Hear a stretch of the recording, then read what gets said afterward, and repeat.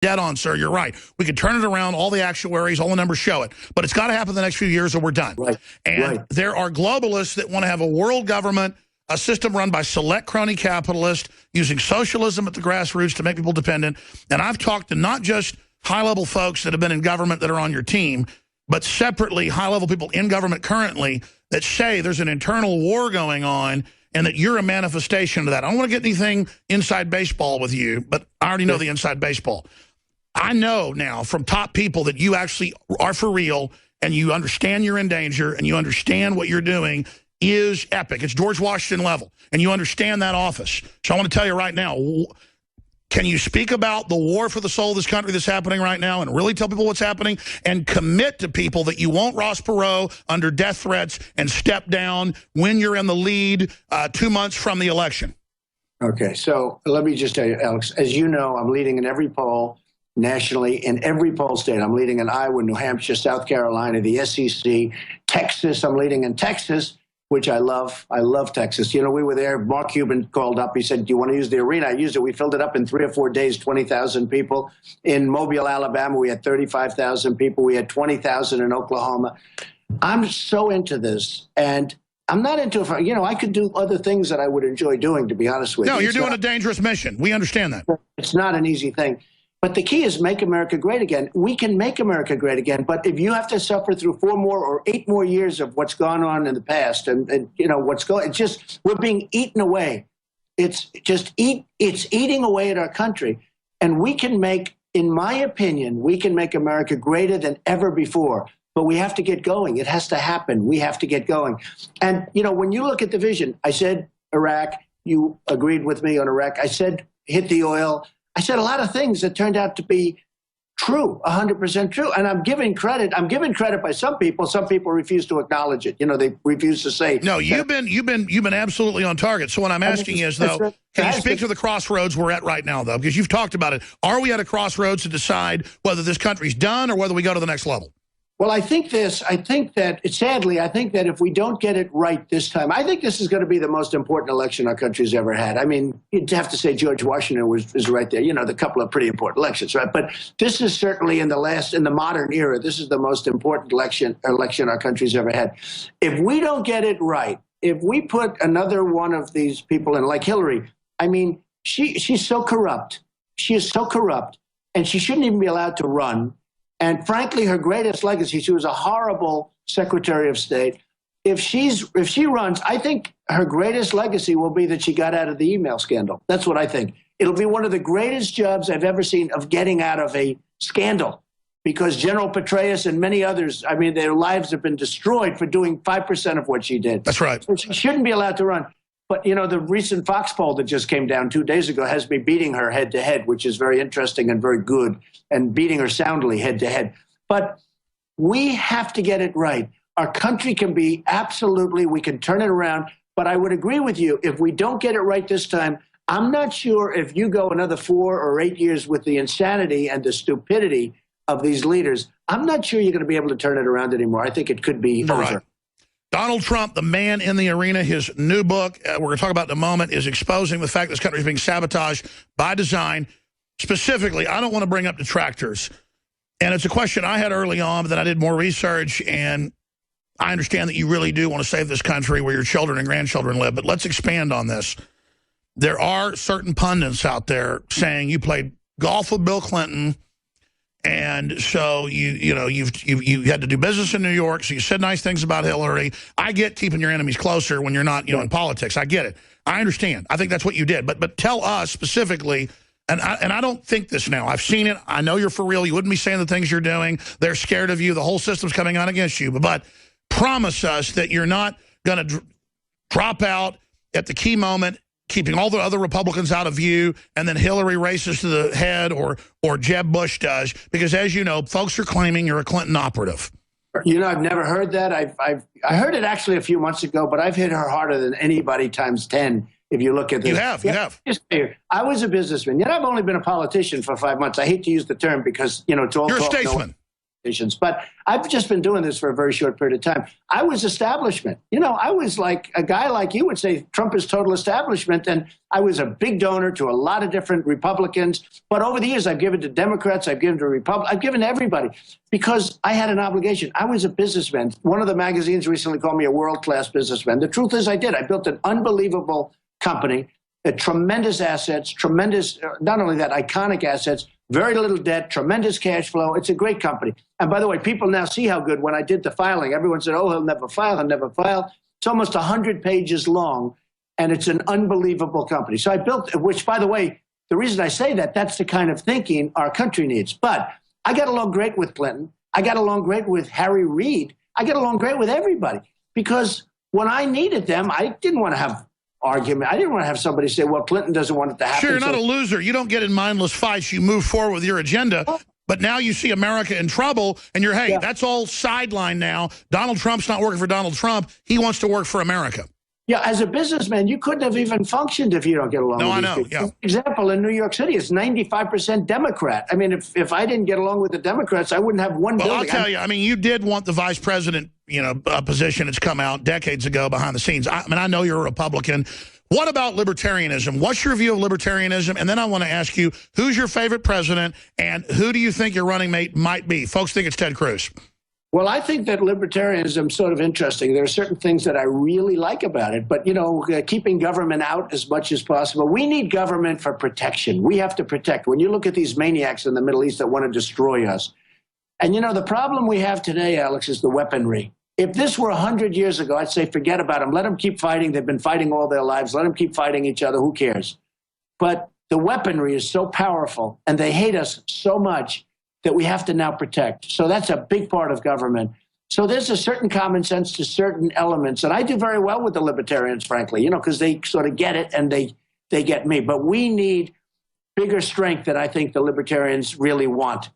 And we need it. And we have to have it. We have to have it. If we don't have it, we're not going to have a country. If we don't have borders, we're not going to have a country. As far as running mates, it's too soon to say. I actually respect a couple of people that are on the stage. Some of them I have absolutely no respect for. I think they're not very good at all at what they do. You look at what's going on. But I have respect for a number of people that are on the stage with me. I have respect for a lot of people that are throughout this country, political people. I'll pick somebody I think that can really be a great vice president. Ultimately has to be a great president because that's, 90% of that function is, if something bad happens, they got to be a good president. You have to view it from that standpoint. And my favorite president in the more or less modern era would be Ronald Reagan. I've always liked him. Mine too. I helped him. And by the way, he was a Democrat. A lot of people don't know. He was. Somewhat of a liberal Democrat, Alex, as you know. And he became a somewhat conservative, I wouldn't say the most conservative, but a somewhat conservative Republican. But he wanted to make America great. And he really did. He had actually, let's make America great. That was his, and mine is make America great again. So there's a little bit of a difference. But my son, finally sold me on being a bigger supporter of yours. I mean, I liked you, love Americana, you're pure Americana, but I'm still, was research. But my 13-year-old son's really smart, does a lot of research. He watches all the debates, and he just really loves you. He is on cloud nine that you're here, Rex Jones, and it was his question, which president was your favorite? But all time, who's your favorite? Well, all time, I'd say Ronald Reagan. Shorter term, I would say, well, you look at Lincoln and you look at Washington. You have to go with they're the classics, right, Alex? You think in terms of the great classics, you have to go with the Lincolns and the Washingtons. I agree. As a man's man, George Washington was a badass. Yeah, that's what they say. I mean, that's what they say. They say he never told a lie. Let's hope that's true, okay? But George Washington was pretty good. But we had some great presidents. And we had some good presidents on the other side, too, in all fairness. But we will hopefully be right at the top of that list. We're going to make the country so strong, and we're going to make it financially secure. We can't owe $21 trillion because it's going to be that number. That's my final question. What type of an elite wants a Cloward and Piven bankrupt the country so socialists can run it and we all get handouts? What type of an elite is that? I mean, you've been around these people. Are they mentally ill, Donald Trump? Well, we have to make our country rich again. The other day I said to a woman, she came up to Mr. Trump, at a big rally where we had 14,000 people. And at the end, she just sees me and I'm signing autographs and stuff. And she said, Mr. Trump, I'm voting for you 100%. But are you, this whole concept of making it rich, it sounds so crass. I said, you know what, it might sound crass, but if we don't make our nation rich again, if we don't take back our jobs from all these other countries that are ripping us, and if we don't take back our money, and if we don't, balance up our budget, at least get it damn close and soon, we're not going to have a nation anymore. We're a third world country. Donald Trump. I know you've got to go. 60-second break. I want to come back for just 3 minutes, talk about your book and your big rally in Virginia tonight. We'll be back in 70 seconds. Donald Trump, powerful interview. You got to want to be on the top. You got to want to be free, or you're going to be slaves. Donald Trump's agreed to stay a few more minutes with us, and he brought up somebody that he wanted to thank on air, that I want to thank on air. He came in here a month ago. He's been on all these big shows. Just an incredible guy. I was aware of who he was, a patriot fighting communism all over the world. Tell us, Mr. Trump, about Mr. Stone, who helped get this interview set up. Well, Roger's a good guy, and he is a patriot and believes strongly in a strong nation, a lot of the things that I believe in. And, I see him all over television. People like Roger. He's a tough cookie, I will tell you that, but people like him. But he's been so loyal and so wonderful. And he is the one. He really wanted me to do this interview, and I'm doing it. And so we appreciate it, Roger. Well, I knew who he was, but then I did more research on him. This guy literally fought communists all over the world, ran big elections against the Soviet Union in Latin America and Africa and Asia. I mean, and I know he's been friends with you for a long time and advising you. So, again, my respect level went up even more knowing that you're talking to real political operatives, not fake pundits that are on TV. And that brings me to mainstream media. I love the fact, when I first saw it a few days ago, they misrepresented it. They said Trump wants $5 million. Then I read deeper. You said give $5 million to Wounded Warriors before I go make CNN $50 million. That's what you make these shows. Isn't that terrible? They took that statement. I said, give $5 million. I'm going to want $5 million that we're going to give to the Wounded Warriors or the vets, right? Which is the same thing as far as I'm concerned. We split it up because they're making a fortune on these debates, which never had anybody. Fox had 24 million people. They used to get like 1 million. And CNN had the biggest ratings in the history of CNN. And I won't take full credit, but I'll take 99.9% credit. So I said, give me $5 million. I want to give it to the Wounded Warriors. I want to give it to the vets. But a lot of people said Trump wants $5 million. And I said it right in the same sentence, Alex. I didn't say it like... That's how they deceive. I said, I want $5 million that will go to the Wounded Warriors. And they would play it. They even took the tape. The tape is worse than the pen. They can cut it. So they say, give me $5 million, and then they cut it. Nobody knows, what am I doing? I'm asking for money to be on a debate. It's ridiculous. No, I wanted $5 million to go to the Wounded Warriors in particular. And let's see what happens. I don't know. The one problem, Alex, if I didn't go to the debate, then you know what would happen. They'd say he's chicken. I mean, I think I won every debate. But it's true. I mean, I saw one channel made like $40 million off you being on there. They should give all of it to the vets. Well, they should give a lot more than 5, I'll tell you right now. But, the problem is if I say I won't do it, then the people that I'm debating, who frankly been very easy, if you want to know the truth. You can just correct them once you're on stage. Well, the people I'm debating, they'll say, oh, he's chicken, he's chicken, he's chicken. That's the problem with that. But it's hard when you're leading all the polls and then you don't show up to a debate and then they'll be doing numbers on you. But I would love to see money go to the Wounded Warriors. I think it would be so. I agree. Fair. What about Crippled America? It's a #1. You got a big rally tonight. Everywhere you go, your crowds just get bigger. I mean, obviously, you're probably going to get the Republican nomination now. Wow, and you're ready for the dirty tricks. 1 minute left, Donald Trump. What do you have to say about your book and what's coming up? Well, first of all, before the book, because you mentioned one thing, I had never heard that, but I am in this to win it. I am not in this to say, oh, gee, I've done a really good job. A reporter called up, a very powerful reporter, said, how does it feel? How does it feel? I said, it only feels, because they said what we've done has never been done before politically. I've been in the poll for 5 months. Since it came out, I'm #1.